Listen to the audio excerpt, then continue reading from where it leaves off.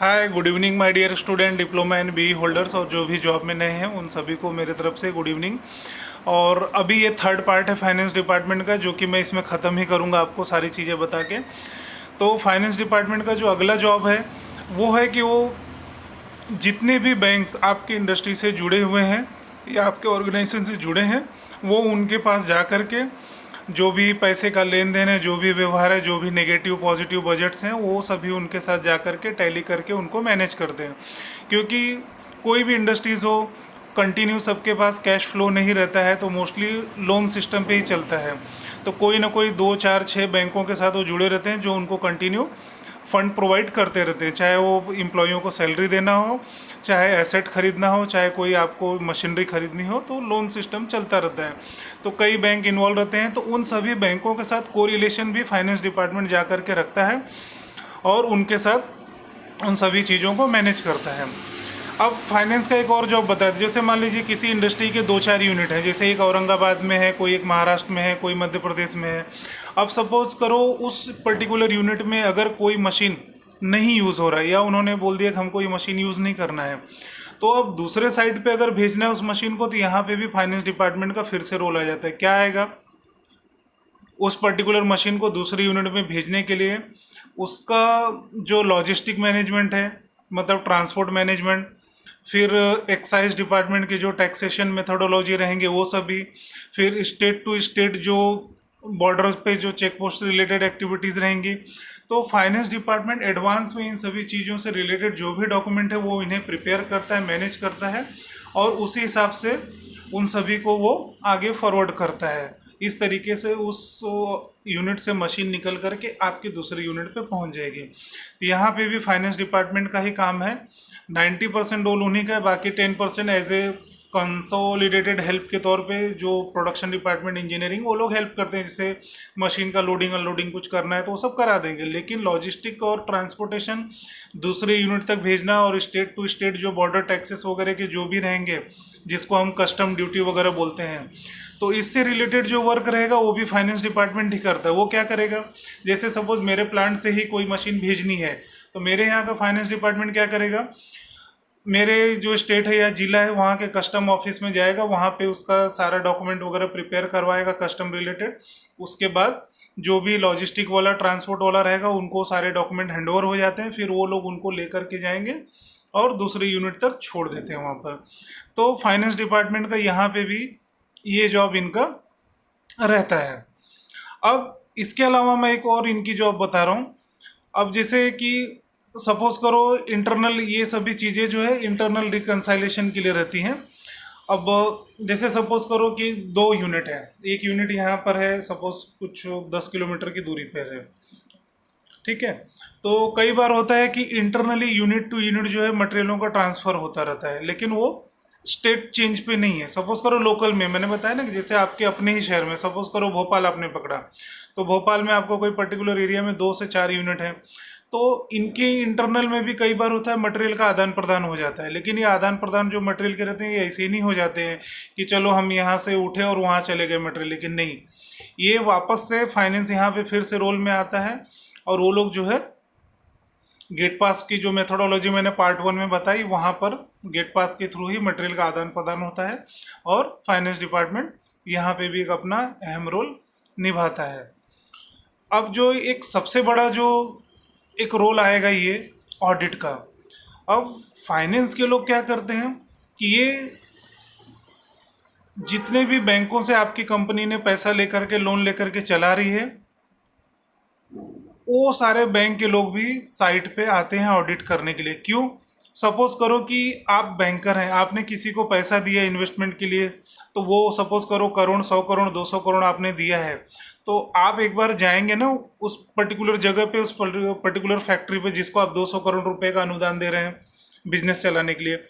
तो ऐसे में क्या होता है, बैंक साइट पे आता है और वो सारा आपका एसेट चेक करेगा, आपका ऑर्गेनाइजेशन की सारी फैसिलिटी चेक करेगा, सब कुछ चेक करता है। और इसमें भी फाइनेंस डिपार्टमेंट का ही अहम रोल है। वो इस ऑडिट को पूरा लीड करता है उनके साथ और उनको सारे जवाब, सारे जस्टिफिकेशन, फिर जो भी चीज़ें सब फाइनेंस वाला ही उनको एक्सप्लेन करता है और अपनी ज़रूरतों के हिसाब से जो भी डॉक्यूमेंट है, जो भी प्रूफ्स हैं, जो भी आपके बिजनेस ट्रैकिंग है, जो भी आपका सप्लाई, आप कहाँ कहाँ सप्लाई दे रहे हैं, सारी चीज़ें वो देखता है।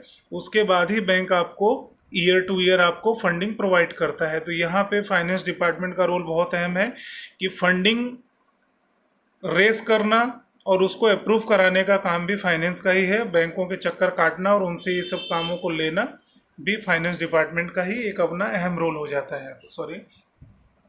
तो इस तरीके का ये इनका एक और रोल है। उसके अलावा जैसे कि हम बताते हैं कि फाइनेंस डिपार्टमेंट, अब इसके लिए जो एजुकेशन से रिलेटेड हमने बातें की कि इसमें बीकॉम, एमकॉम, फिर कई बार सीए भी जॉब पे होते हैं। तो जितने भी बीकॉम एमकॉम के लोग हैं, फाइनेंस डिपार्टमेंट की जॉब कोई ऐसा टफ जॉब नहीं है कि आपको नहीं समझ में आएगा। इकोनॉमिक्स वाले भी इसे कर सकते हैं।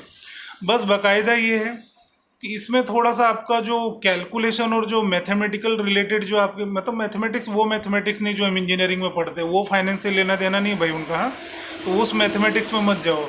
ये सिंपल मैथमेटिक्स जैसे जोड़ घटाना, गुणे भाग, मतलब मल्टीप्लिकेशन, डिविडेंड, प्लस माइनस, इन सभी चीज़ों पे आपका बहुत बारीकी से होना चाहिए, बहुत प्रेसाइज आपका काम होना चाहिए। क्योंकि ऑर्गेनाइजेशन में 1 रुपया भी इधर का इधर हो जाना, आप इसके लिए जिम्मेदार हो जाएंगे फाइनेंस में।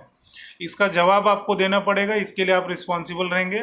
तो फाइनेंस डिपार्टमेंट के ऊपर इस चीज़ का बहुत स्ट्रेस रहता है कि उसे 1 रुपया भी यहाँ से वहाँ नहीं होने देना है।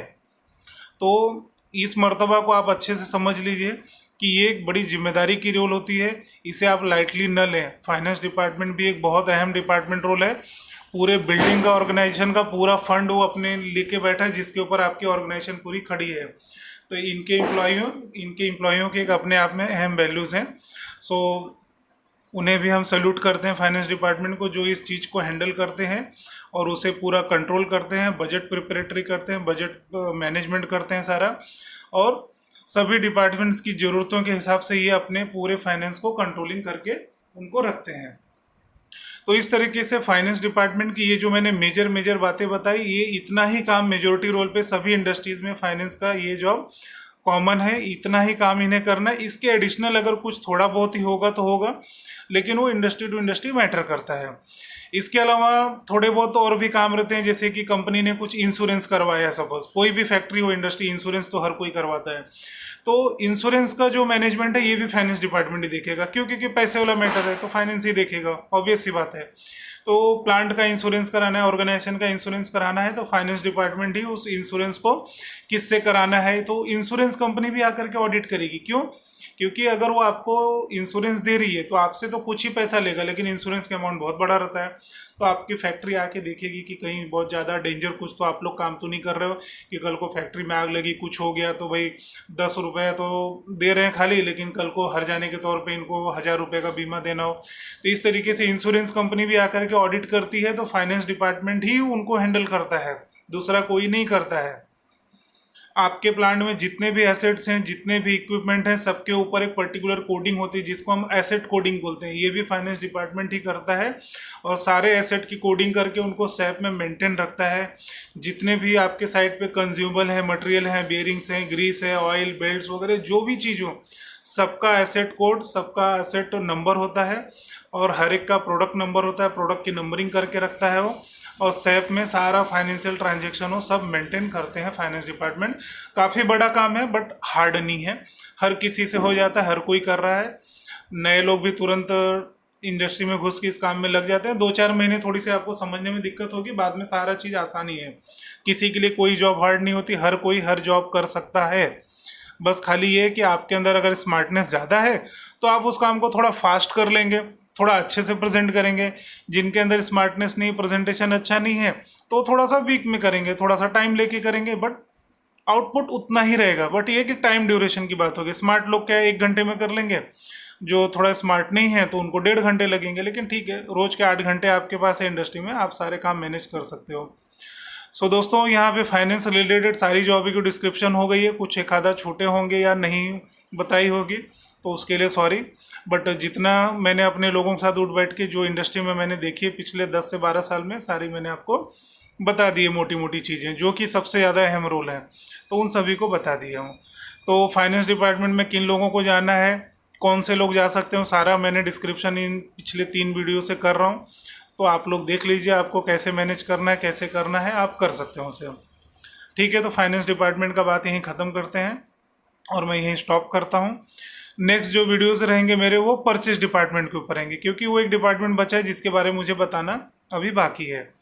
तो चलिए दोस्तों, my dear student, diploma holder, BE holders और जो भी न्यू जॉब में लगे हैं सभी को मेरा नमस्कार, good night, thank you video में बने रहने के लिए।